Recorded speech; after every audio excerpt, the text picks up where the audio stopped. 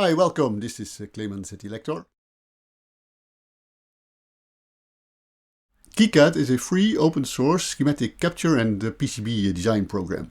It is already quite old. My first experiences with it date back some 15 years ago, but today it has become very mature, so mature that I've decided that from now on I will do all my electronic designs in KiCad.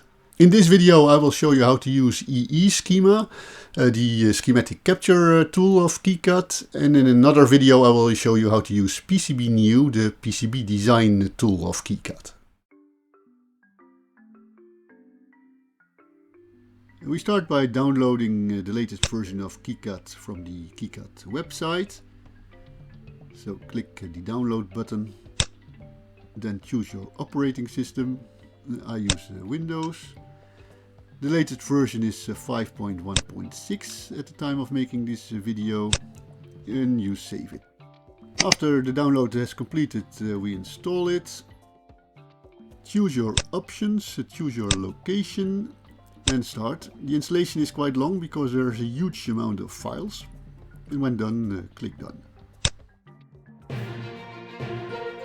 Elektor is giving away 10 €50 Elektor shop coupons to any of our eZine subscribers. So sign up today and join our community of electronics engineers. Check out the link in the description below.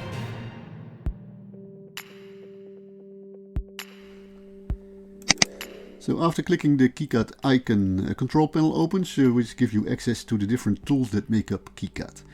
There are 8 tools and they are ordered in workflow. On the left, we have the schematic editor, the schematic layout editor that you use for drawing a schematic. This is where you usually start. Then there is the schematic symbol editor that you need to create schematic symbols that are not available in KiCad libraries. This one is the PCB layout editor. You will use this to draw the PCB for your circuit. Then we have the PCB footprint editor to create the PCB footprints that are not available in the KiCad libraries. Here we have the Gerber viewer. This is the tool you will use to check the PCB output files before you spend money by sending them to a PCB manufacturer. Then here we have the bitmap to component converter, which is a useful tool if you want to add a logo to a schematic or a PCB. Here we have a couple of calculators that can be useful. The board classes tab, you have to check these values with your board manufacturer. This one is a handy tool if your board, your circuit has high voltages. And this is good for calculating track width for high currents, for instance. And the last icon is for the page layout editor. This is where you can customize your sheet, what it looks like. You can change the text and the shape and the size, etc. We start by creating a project. You can create a project from a template, which means that the project will be pre-populated with, for instance, a board outline or some other things.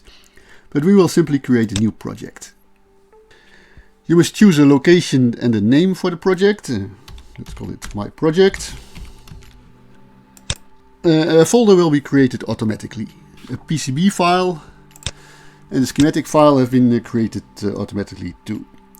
You can click these files to open them, or you can use these buttons.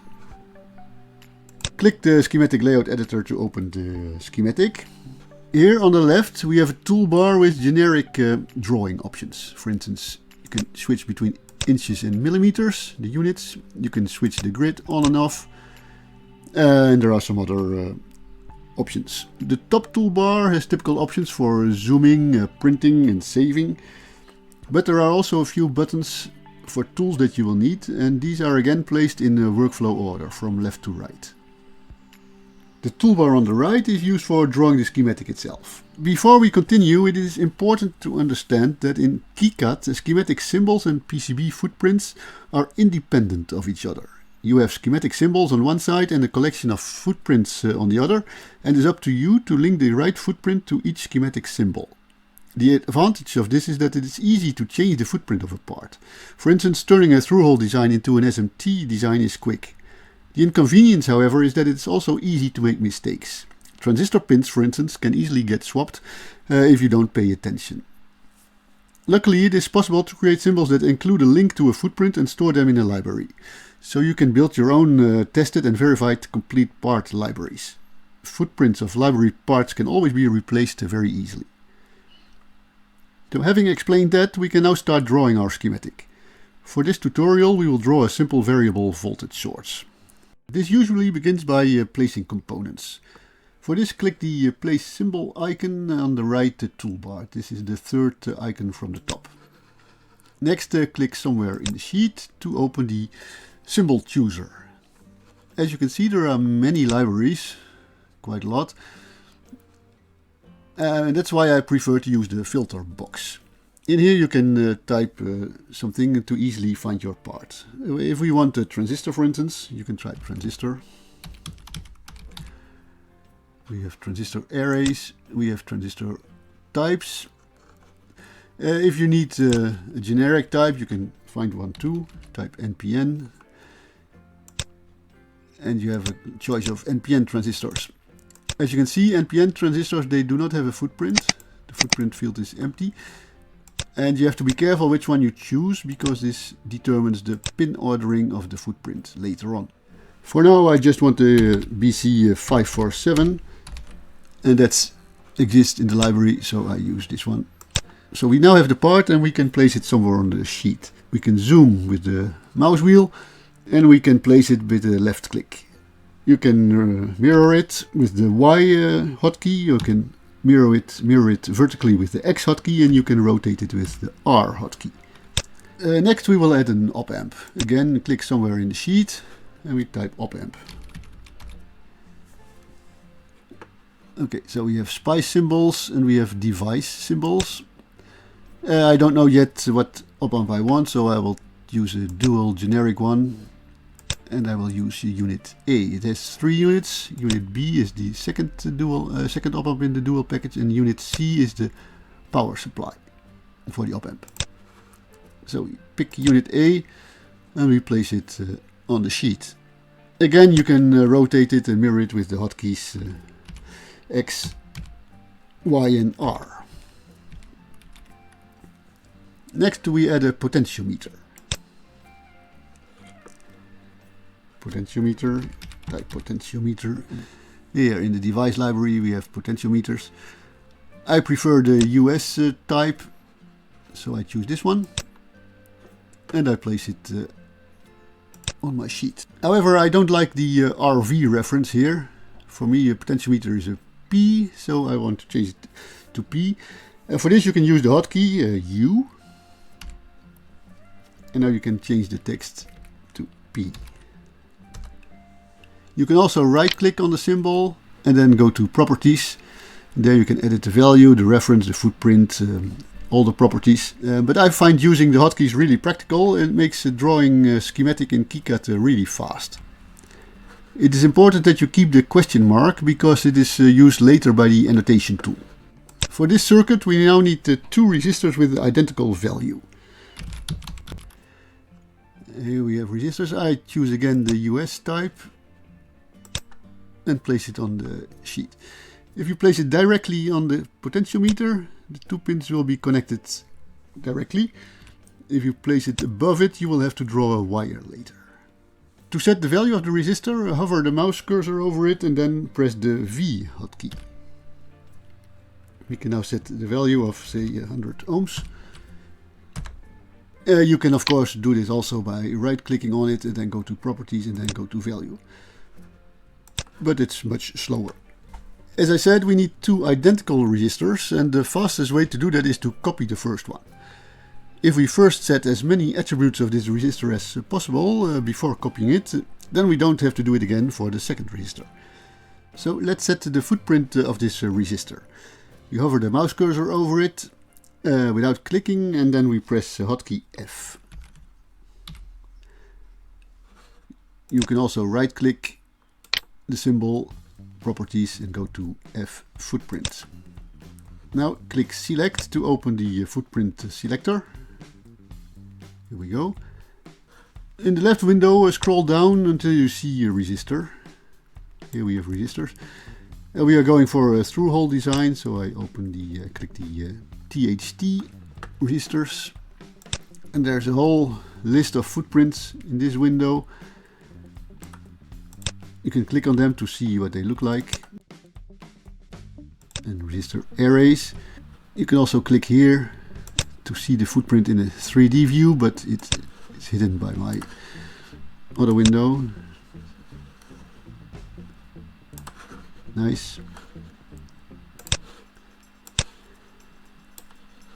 We want something like this. This one looks nice. We double click it, click OK to accept it.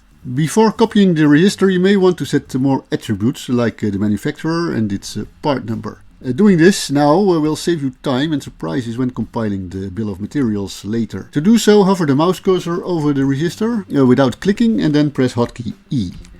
This will open the symbol properties, all the properties. So you have the reference, the value, its footprint. You can even link to a datasheet, and you can add more fields to this. So here you can add the manufacturer field, MFR we call it.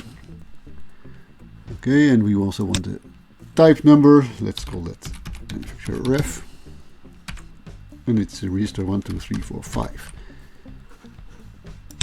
Click OK to accept.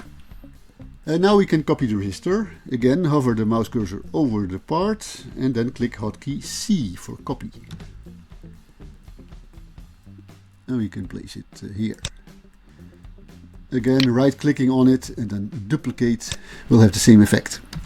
Next we will add a capacitor.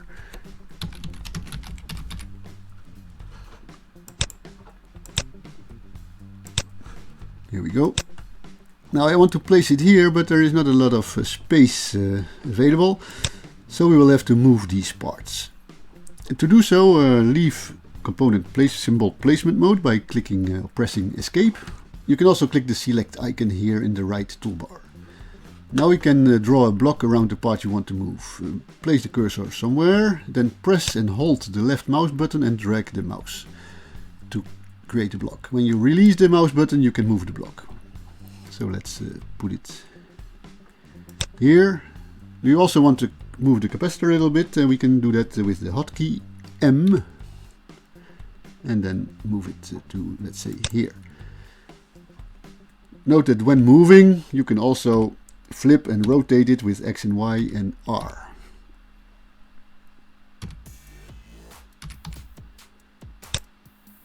So now it's time to draw some connecting wires. For that we will use the place wire function. This is the fifth icon from the right toolbar. Placing a wire here is very simple. Just click on a connection point, which is indicated by this little circle, and then draw the wire to where you want it to go. If you want to place a right angle, you click, and there you go. To move a segment, you can hover over it and then press G, hotkey G, to drag the wire. This is all very straightforward. As you will see here, a junction is placed automatically. Now this is nice, but in some cases it can be dangerous, as junctions can be placed where you don't want them, and especially when the circuit becomes complicated, this is difficult to see. This will happen, or might happen, when your wire crosses a pin connection like here. So as a next step, we want to add power to the circuit. So for this we place a battery symbol, battery multiple cell symbol, up. Place it here and we wire it up. To quickly wire it up, you can press the hotkey W on a connection point, and up you can start drawing immediately.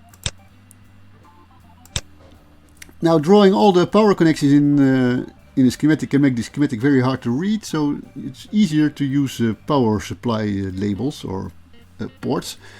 They are available from this icon, the place power port icon, the fourth from the top at the right toolbar. So we want to place one here. We look for the ground symbol. Here we have one. Okay, we place one here. Again, I want more. I use the copy with the hotkey C method to quickly copy the part. There we go. Now to get rid of these wires, that's very easy. Just hover the mouse cursor over it without clicking and then press delete. There we go. Delete. And this works for everything you want to delete, like this ground symbol. As you can see, I do all this with hotkeys. It's really quick. Now let's set all the values for all the parts. So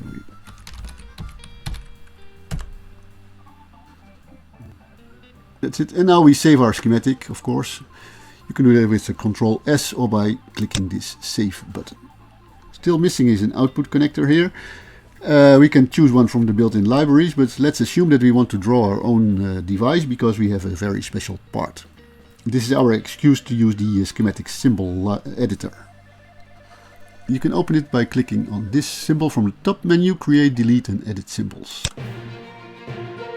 Elektor is giving away 10 €50 Elektor shop coupons to any of our eZine subscribers. So sign up today and join our community of electronics engineers. Check out the link in the description below. Before creating new schematic symbols, you must first create a library. You can of course add symbols to existing libraries, but I recommend not to do that, as these libraries get updated every time you update KiCad. So you first create a new library. Let's call it My Library. There we go. Now you can make it global or project. If you make it global, then you can use it in all your future KiCad projects. If you make it a project library, then it will only be available for this project. So let's make it global. Now we can start drawing. First create a new symbol. You can use this create new symbol icon here, or you can do it from the new symbol item from the file menu. Now you can choose your library, our new library, My Library. And we give our symbol a name. We call it My Connector. And as a designator, it's a connector. For me, that is a K. We have one unit in the package. We don't want all this. This is fine, and so we click OK. There we go. Scroll wheel zooms. So we zoom out a little bit. We can now use these tools here on the right toolbar to draw an outline. For instance, a little rectangle.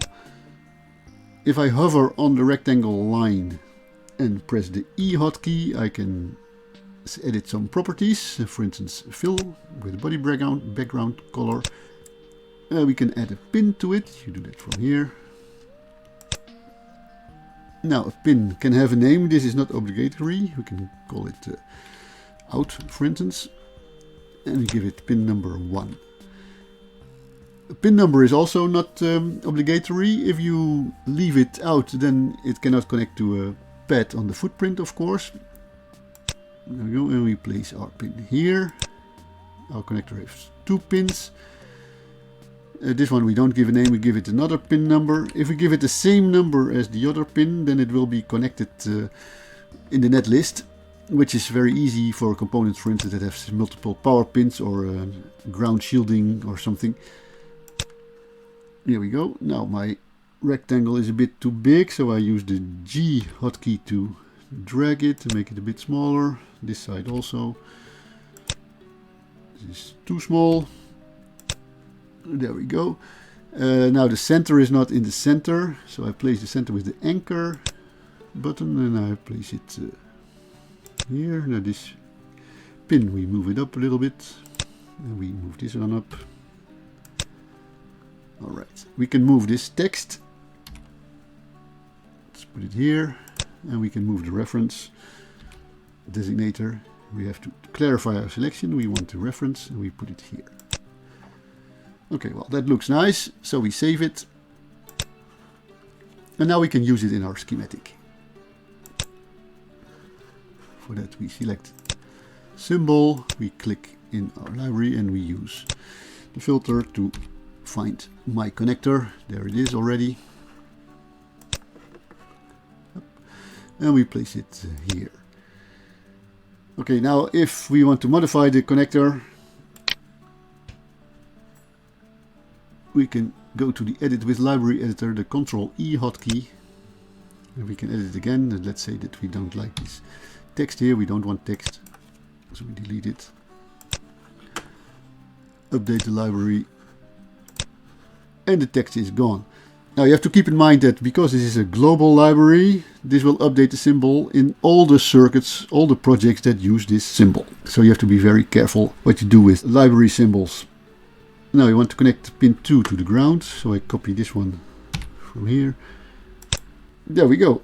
The schematic is now almost ready. To finalize it, we must annotate it to ensure that all the parts will have a unique reference designator. This will ensure that you don't have two R1s, for instance.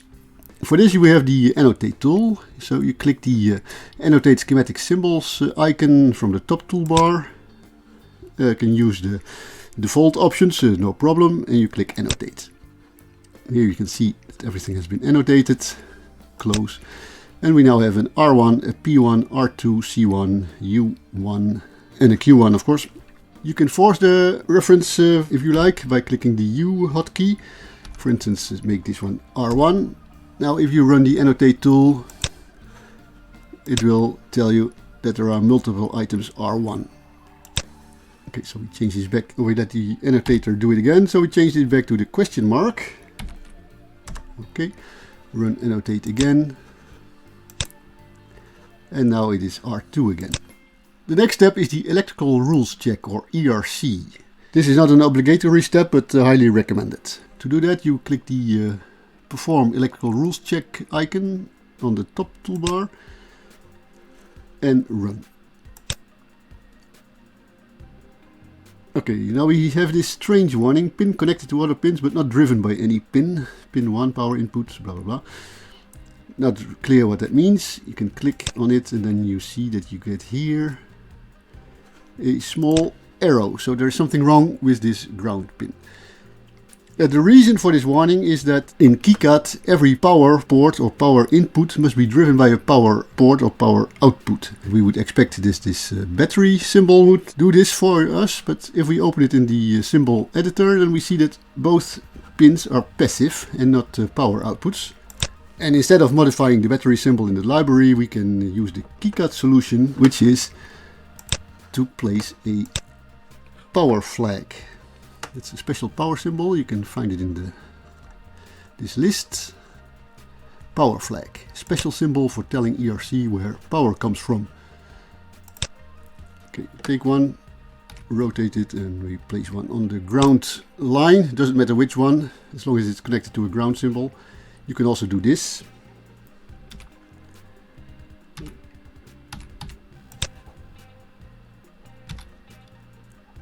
This will work too. So if we now run the ERC again, the error is gone. So this is fine. However, now that we are talking about power, we remember that we actually don't have power for the op-amp. So how do we do that? And well, I find the simple solution is to copy this part with the C hotkey. And then with the E hotkey, I open the properties and change the unit. And we want the power unit, which is unit C. So this is the power pins. Here we have the power pins. With the M hotkey, I pick it up and move it over here. And with the W hotkey, I start wiring and connect the wires. We also have a second op-amp in this package, so we have to copy that one as well. There we go. With the edit properties hotkey, the E, we change this one to unit B. Okay, so now we have the op-amp completely available. One thing though, you must set the reference to 1, because if you now run the annotate tool, you will see that the annotate tool changed this to IC2 or U2 instead of U1. So we change this to U1. And this one also.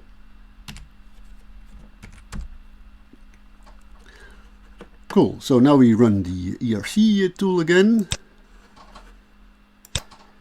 And we have 4 errors. The first one is a pin connected to other pin but not driven by a power pin, the same as we had before. This time it's pin 8. So this pin. So we place a power flag also on the positive side of the battery. You copy and place one here. Run the annotate again. Now it's gone. But we also have pin not connected. Use a no connection flag to suppress this error. These refer to the op amp here. To solve this error or warning, we have this function here, this icon, the place no connection flag from the right toolbar. And you can place them on these pins. Now for an op amp you would not leave op amp inputs unconnected, but for the sake of illustration we do it like this. So the little connection circles have now been changed into crosses. And if we run the ERC tool again, we see that all our errors have gone. Cool. So our schematic is almost ready, but we still have to assign footprints to some of these parts. For that we can use this tool here, the Assign PCB Footprints to Schematic Symbols tool, the icon from the top toolbar. So when you click it, it will open an Assign Footprints dialog with here on the left all the footprint libraries that it knows of. In the middle, all the parts in your schematic. Here we see 3 parts that already have a footprint, and the others do not have one. And on the right, we have filtered footprints from the footprint library. Now, as it happens that the first library is a battery library, and we have a battery part, so we want to use a battery footprint. So you can click one here and then see what it looks like with this button. And this seems to be a 9-volt battery holder, so let's use that one. You double click it to assign it. There we go. Then we have a capacitor. Capacitors, well, they happen to be here. 100 nano. We can do that as a ceramic. We don't want axial. We want radial. These are all capacitor disc. Here we have disc capacitors. They look like this. 2.5 millimeter pitch. 100 nano, 2.5 millimeter pitch. Why not? 2 millimeters. Okay. So C1 is now this my connector. We don't have a footprint. We can solve this simply by using a footprint from the connectors library, one of these footprints. Connector pin header. And we want a 1x2 pin vertical. Is this what we want? Yes, that is what we want. So we double click it. There we go. Then potentiometer P1. Potentiometers here also. I happen to know the RK09K series from Alps. I want a vertical one. Okay, so I select that one. And then here we have U1. This is the dual op amp. For that we need a dip package. Here are the packages, package dip. And then we need an 8-pin. Here is the 8-pin. Is this the right 8-pin device? Well, it looks okay. So we assign this one. So when you are done, you first click Apply, Save Schematic and Continue, and then you click OK. Now I find using this tool a bit tedious, so I prefer using the F hotkey when hovering over a part, then go to Select, because you can immediately see what the footprint looks like. It's much faster. The advantage of the Assign Footprints dialog is that you can select multiple components at once. For instance, these 2 resistors, we want to change the footprint of them. Now it is this one. Let's say we want it a little bit longer. So we have changed the footprint for 2 resistors in one go. So we can now end this tutorial by creating the netlist, the final output file of a schematic, and the input file for a PCB design program. The netlist is created with this button, the Generate Netlist icon from the top toolbar. You can have several formats. We do PCB new because PCB new is the PCB editor of KiCad. We use default format and then click Generate Netlist. You have to save it.